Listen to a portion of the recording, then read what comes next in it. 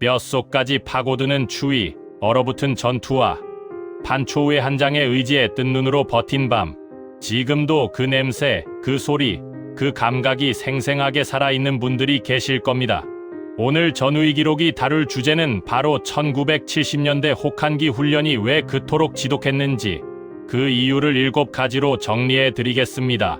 지금 이 영상을 보고 계신 전우님, 당시의 기억이 새록새록 떠오르신다면 댓글에 꼭 소속 부대와 복무 연도를 남겨주세요. 전우들이 기다리고 있습니다. 그럼 지금 바로 시작합니다. 7위부터 1위 순서로 달려갑니다. 7위, 겨울을 전혀 고려하지 않은 피복 체계. 1970년대 한국군 병사의 겨울 피복은 솔직히 말해서 형편없는 수준이었습니다. 전투복 위에 걸칠 수 있는 방한복이 보급되기는 했지만 그 보온 성능은 실제 야외 임무에서 턱없이 부족했습니다. 내의는 순면 소재라 땀을 흡수하면 마르지 않고 그대로 체온을 빼앗았고, 방한화라고 지급된 것도 가죽 소재의 투박한 전투화 수준에 불과했습니다. 장갑은 어떠했을까요? 제대로 된 방한 장갑은 간부들 위주로 돌아갔고, 일반 병사들은 면 장갑에 그 위에 작업용 장갑을 덧대거나 양말을 잘라 손에 끼우는 방법까지 동원했습니다. 귀마개와 목도리도 보급품이 아니었기에 집에서 부모님이 보내준 것이라도 있으면 다행이었습니다. 철원, 포천, 화천 일대의 1월 평균 최저 기온이 영하 1115도에 달하고 한파가 몰아칠 때는 영하 25도 이하까지 내려가는 날씨 속에서 이 정도 피복만으로 일주일 이상의 야외 훈련을 버텨야 했으니 지금 기준으로 보면 믿기 어려운 상황이었습니다. 오죽하면 혹한기 훈련이 끝난 뒤 손발에 동상 흔적이 남은 병사들이 숱하게 나왔겠습니까? 6위, 핫팩도 난방도 없는 완전 야외 수경. 지금 현역 장병들도 혹한기 훈련이 고되다고 합니다. 그런데 지금은 그나마 핫팩이 있고 기능성 이너웨어가 있고 텐트 내부에 난로라도 들어옵니다. 1970년대에는 그런 것이 아예 없었습니다. 수경 방식은 분치모를 직접 파거나 그조차 여의치 않을 때는 판초우의 한 장을 몸에 두르고 맨 땅에서 버티는 것이 전부였습니다. 판초우위는 방수는 되지만 보온성은 거의 없었습니다. 낙엽을 긁어모아 그 위에 눕는 것이 최선의 방한 대책이었고, 나뭇가지를 꺾어가니 덮개를 만든 뒤 흙과 낙엽으로 위장 겸 단열을 하는 것이 고참들이 전수해주는 생존 기술이었습니다. 실제로 당시 전방 복무자들의 증언에 따르면 외기 온도 영하 25도에서 분치모 내부 온도가 영하 8도 정도였다고 합니다. 분치모 안이 영하 8도라는 것이 따뜻하게 느껴질 정도였으니 분치모조차 없이 노지에서 버틴 병사들의 고생은 말로 다 할 수가 없습니다. 수면 중에 전투화를 벗었다가 꽁꽁 얼어서 아침에 신지 못하는 일도 비일비재했습니다. 그래서 선임들은 신입들에게 전투화는 절대로 벗지 말라고 신신당부했습니다. 이틀이고 사흘이고 전투화를 신은 채로 잠들어야 했던 1970년대 혹한기 전우들. 지금 이 영상을 보고 계신 분들 중에도 그 기억을 가진 분들이 분명 계실 겁니다. 5위, 얼어붙은 오곡밥과 건빵, 야전 전투 식량의 한계. 전쟁은 먹어야 버팁니다. 배가 따뜻해야 몸도 버팁니다. 그런데 1970년대 혹한기 훈련 중에 전투 식량은 이 기본적인 원칙조차 충족하지 못하는 경우가 많았습니다. 당시 한국군의 야전 전투 식량은 크게 2가지였습니다. 하나는 건빵 봉지, 다른 하나는 쪄서 건조한 오곡밥을 봉지에 담은 것이었습니다. 오곡밥은 끓는 물에 데워 먹으면 그나마 괜찮지만 야외에서는 봉지째 물을 붓고 1시간가량 불려 먹어야 했습니다. 문제는 혹한 속에서 물 자체가 빠르게 얼어버린다는 것이었습니다. 불리던 오곡밥이 채 불기도 전에 얼어붙어 돌처럼 굳어지는 상황이 벌어졌습니다. 그것을 입에 넣고 녹여가며 씹는 것이 끼니의 전부였습니다.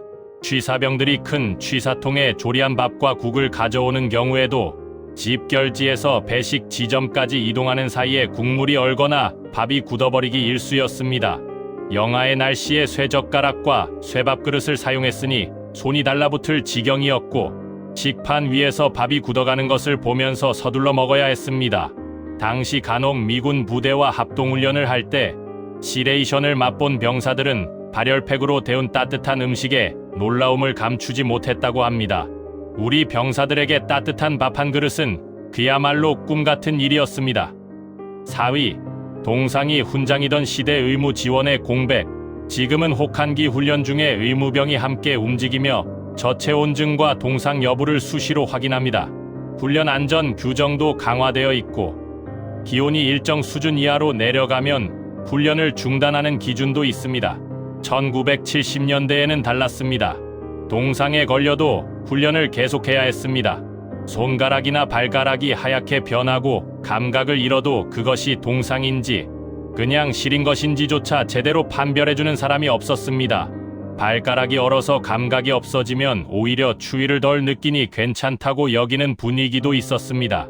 동상은 제때 치료하지 않으면 조직이 괴사하는 위험한 부상입니다. 하지만 당시 훈련 현장에서 그것을 즉각 처치할 수 있는 환경이 갖춰져 있지 않았습니다. 선임들로부터 전해지는 동상 대처법은 소변으로 녹여라는 것이었습니다. 민간에서 전래된 방법으로 의학적으로 근거가 없는 것이지만 당시에는 그것이 최선이라고 여겨졌습니다.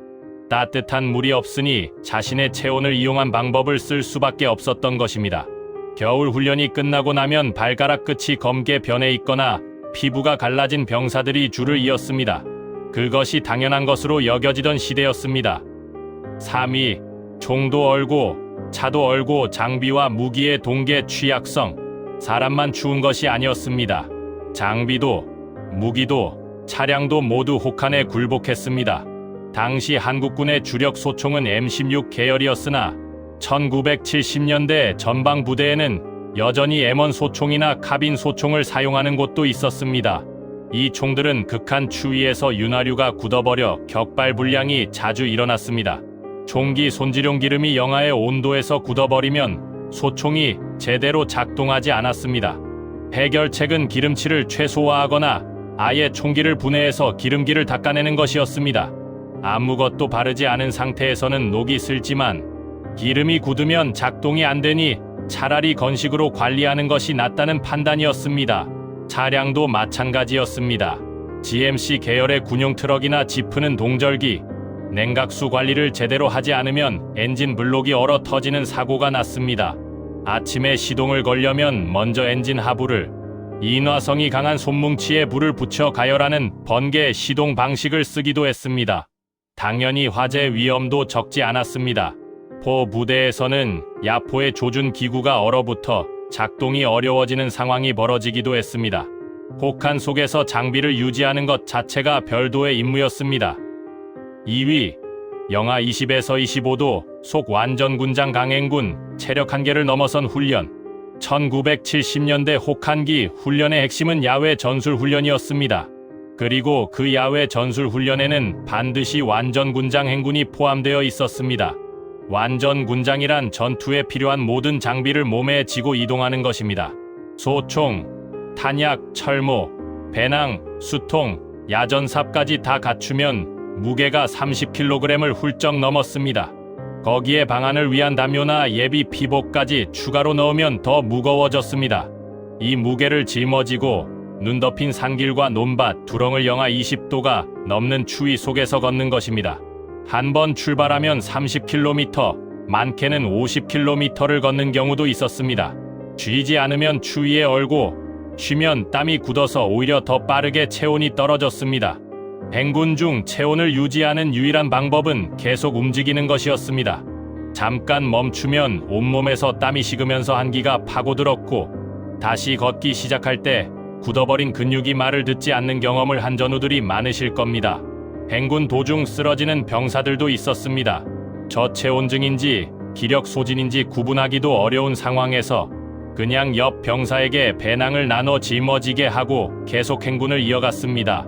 그 행군기를 버텨낸 여러분이야말로 진정한 강철 전우입니다. 1위, 안보 긴장과 이념이 만들어낸 죽어도 버텨야 한다는 문화. 자, 드디어 1위입니다. 가장 근본적인 이유입니다. 1970년대 한국은 전쟁의 기억이 생생하게 살아있는 시대였습니다. 1953년 휴전 이후 불과 20년이 채 지나지 않은 시점이었고 1968년에는 북한 무장공비 31명이 청와대 바로 코앞인 세검정 고개까지 침투한 120일 사태가 있었습니다. 1974년에는 지하철 개통식 날 대통령 암살을 노린 총격 사건이 벌어졌습니다. 전방 지피와 철책 일대에서는 간헐적인 총격 도발과 침투 사건이 이어지고 있었습니다. 이런 시대적 배경 속에서 군대는 훈련의 강도를 낮춘다는 것 자체가 불가능한 분위기였습니다. 체력이 한계에 달해도, 동상이 걸려도, 밥이 얼어 있어도, 총이 잘 안 나와도 그래도 싸워야 한다는 것이 당시 군의 철학이었습니다. 간부들은 훈련에서 흘린 땀이 전장에서 피를 대신한다는 말을 입에 달고 살았습니다. 병사들도 그 말의 무게를 이해하고 있었습니다. 한국 전쟁에서 조금만 더 잘 버텼더라면 하는 아쉬움, 다시는 그런 일이 없어야 한다는 다짐이 세대를 이어 전해지고 있었기 때문입니다. 그래서 1970년대 혹한기 훈련은 단순히 춥고 힘든 훈련이 아니었습니다. 그것은 이 땅을 지키겠다는 의지의 집약이었고 살아있는 안보의 표현이었습니다. 형편없는 피복, 얼어붙은 식량, 아무도 돌봐주지 않는 동상, 얼어가는 총기를 부여잡고서도 끝까지 포진지를 지키고 행군을 완주했던 1970년대의 전우들, 그 험한 훈련을 버텨냈기에 오늘날 대한민국이 있습니다. 오늘 영상 어떠셨습니까, 전우님? 댓글에 여러분의 소속 부대와 복무 연도를 꼭 남겨주세요. 함께 복무했던 전우를 이 공간에서 다시 만나실 수도 있습니다. 나는 어떤 부대에서 어떤 연도에 복무했다. 딱 한 줄이면 됩니다. 전우의 기록은 앞으로도 여러분의 땀과 헌신이 담긴 이야기를 계속 발굴해 나가겠습니다. 구독과 좋아요는 저에게 큰 힘이 됩니다. 아직 구독을 안 하신 분은 지금 바로 눌러주세요. 다음 영상에서 뵙겠습니다. 전우의 기록이었습니다.